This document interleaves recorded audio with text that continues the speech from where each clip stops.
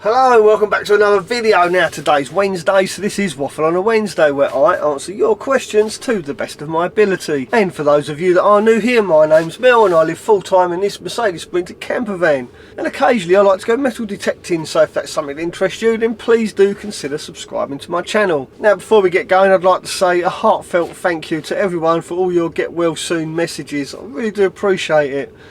So thank you, and I am feeling a lot better now, even though I do sound probably a little bit nasally and a little bit chesty. It's been a rough week, but like I say, I am on the mend, so thank you.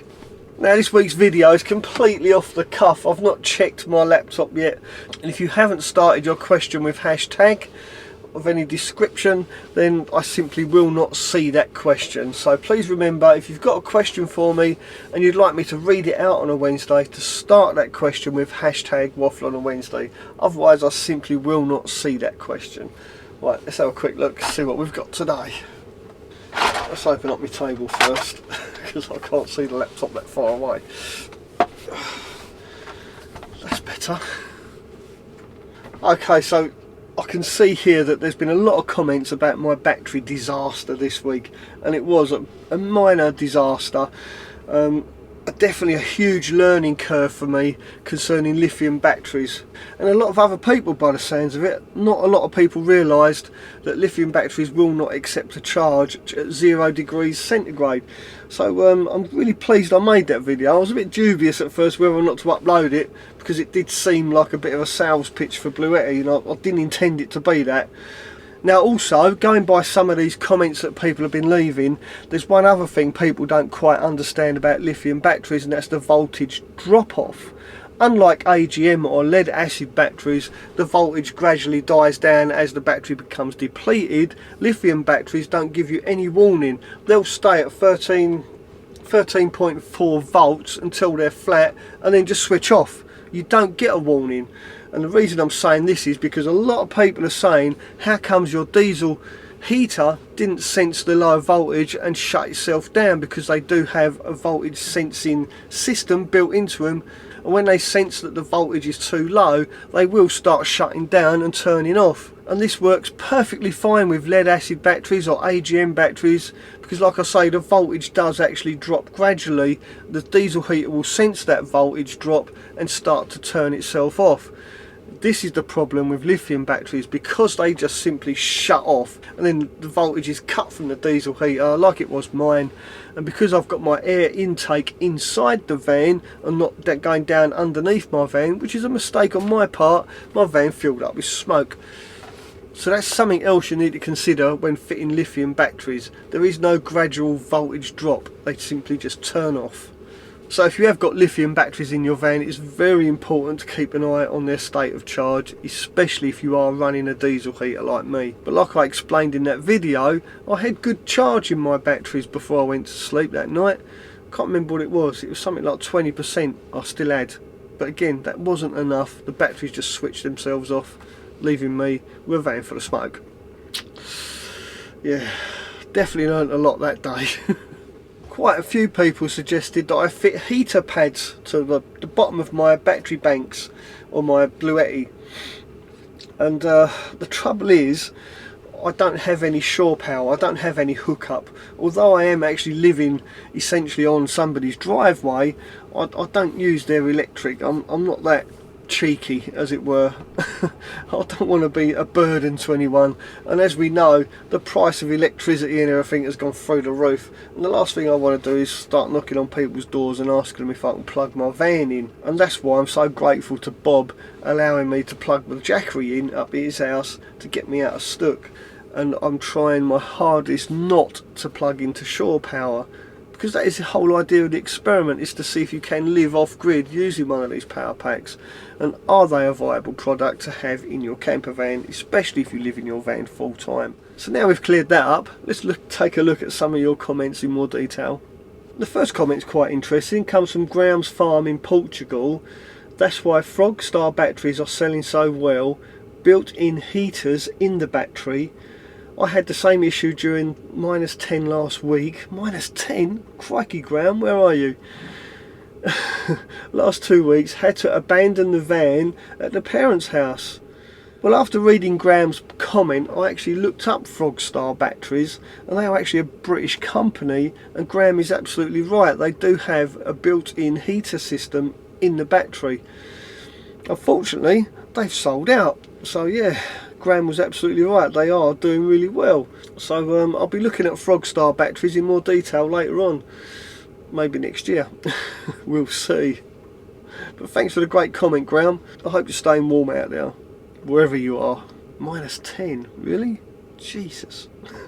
Sean Kelly says, reminds me of the film Apollo 13. Good luck, pal. Thank you, Sean. Yeah, it was a bit like that, wasn't it? Although the stakes weren't really that high. It was a bit of a grab this and grab that and plug it together and see what happens type scenario, and try and get the van working again. But yeah, as you can see, it's all up and running, and my heater is on. It's just slowly ticking away in the background. Thanks for the comment and making me laugh. A bad experience is a great teacher. You ended the day wiser than you started. Well, thank you, Andy P, Sunshine Islands. Yes, I'd certainly ended the day a lot wiser than I was when I started. Thank you for sharing this, as low temperature failings of lithium is something I was not aware of. Hope the crack gets you sorted. Well, like I said earlier, Andy, it would appear that not a lot of people realise this one failing of lithium batteries, that they will not take a charge at 0 degrees C. And as far as the quack is concerned, I didn't end up going to the doctors in the end, despite a lot of people telling me to. I just simply filled myself up with vitamin D, vitamin C, lots of supplements, lots of rest. And as you can tell, I'm perfectly fine now. Kind of. I'm getting there. I would only ever go to the doctors as a last resort. But I'm not saying anyone out there should do that. If you're not feeling well, then definitely get in touch with a doctor if you feel you need to. So yeah, long story short, I didn't go to the doctors. I just took loads of vitamins, had lots of rum, lots of honey to clear my congestion, and I'm absolutely perfectly fine. So once again, thank you to everybody for all your get well soon messages.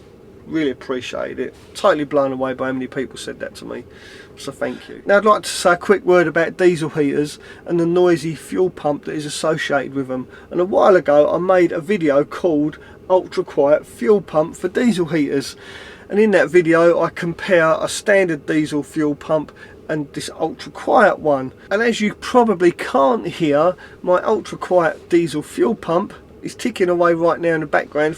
If I stop talking for a minute, you might hear it. I don't know if my microphone will even pick it up. Oh no, you can't hear it because it's ultra quiet. And it is actually inside my van, underneath the bench that I'm sitting on, and you cannot hear it now. Well, if I listen carefully, I can just about hear it. That fuel pump, for some reason, has got quieter and quieter over time.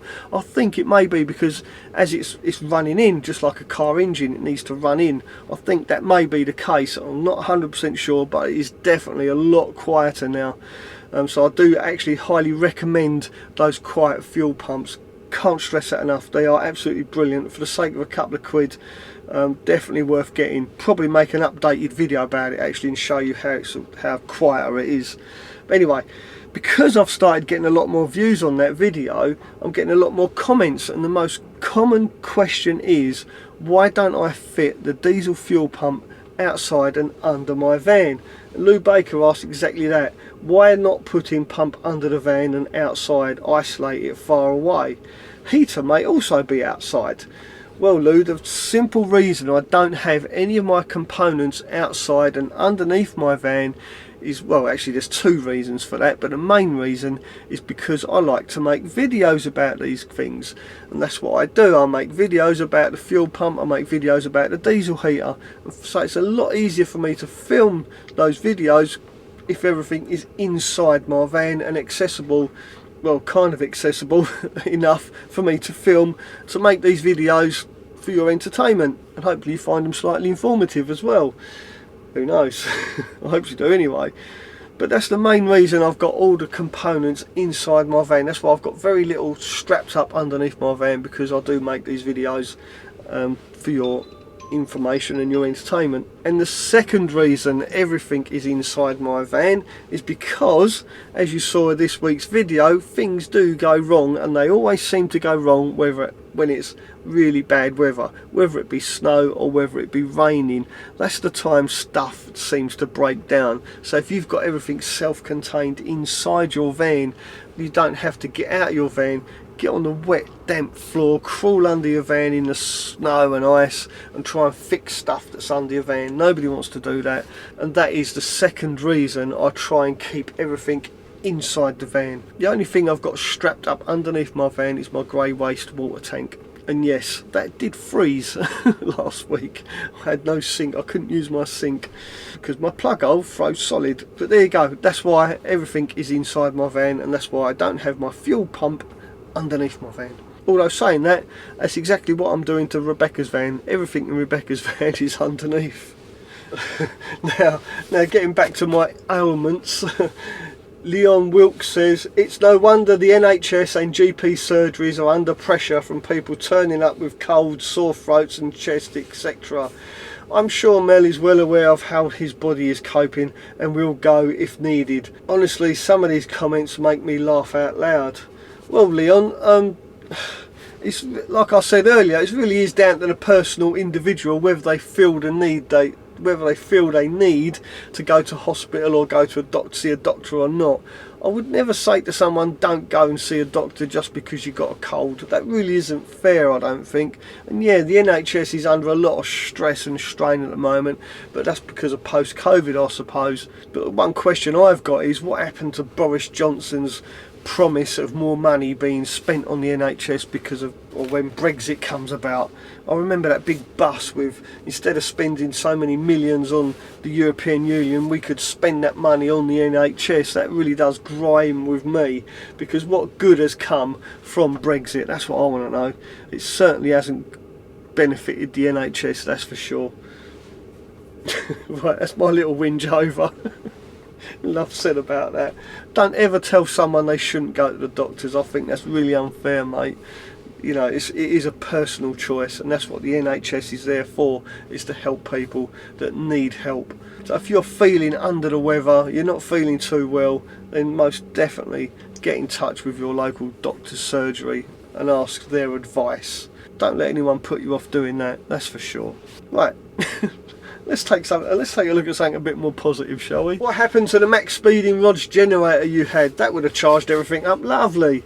Yes, you're absolutely right. I have got a petrol generator. Unfortunately, that's about 4 hours drive away from where I am at the moment. It's in my lockup. And besides that, even if I did have that petrol generator here, I would still then have to move my van off to a lay-by somewhere to start that petrol generator up to charge my batteries. But it's a really good point actually, and I'm seriously thinking whether or not there would be a way of installing a petrol generator actually underneath my van. Maybe take my grey water tank out where it is in the cradle of my spare wheel and put a petrol generator there. That would be absolutely fantastic, I think, if I can find a petrol generator that's going to fit underneath and outside my van. And obviously it has to be 4-stroke, because I don't want to be messing about putting 2-stroke oil in and all that malarkey. Maybe even run on gas, that would be even better. If anybody knows of a generator, a petrol generator that I can actually sling underneath my van and it runs on LPG, then please do get in touch. I would love to know if such a thing exists. That would be the ultimate off-grid accessory, I do believe, because then you would never run out of electricity. Well, unless you couldn't get any LPG, of course. That's a brilliant idea, and thank you for your comment per ack. I hope you're staying warm out there and not running out of power like I did. Now here's a good question from vanlife friends. Hashtag waffle on a Wednesday. Hi Mel, log burner looks amazing, but I'm curious how much smoke is produced and whether using log burner would make it impossible to stealth camp. I just watched a video where a person mentioned smokeless logs made from sawdust. Have you tried these, and are they really smokeless? Well, vanlife friends, I can say 100% those little logs are absolutely 100% smokeless. Especially these ones that I got from Aldi's. These are brilliant. These are absolutely my favourite, and as you can see, I'll break them in half. Because my little cubic mini wood stove is so tiny, I can only fit them in when I snap them in half. You can see that's how big they should be. Put it like that, you can see. So I'll break these in half, I put 2 in at a time, and when my log burner's going, there's no smoke at all. It is completely smokeless. And like I say, this is a cubic mini wood stove. It is made in Canada, so if you're thinking of buying one of these, just bear in mind the import tax and the cost of actually importing them from Canada. It does work out a little bit more expensive than the price online. I was quite shocked actually, and I made a video all about it. Of course I did. But the real nice thing about this is it is a proper wood burning stove. You've got your main burn chamber, you've also got a secondary burn chamber which is controlled by this lever at the bottom. So what it does, it draws air up from the bottom and displaces that fresh air in the top, and it burns. It's a secondary burn chamber. Not quite sure how it works, but I know it does work. And like I say, when I'm burning those compressed sawdust logs, zero smoke.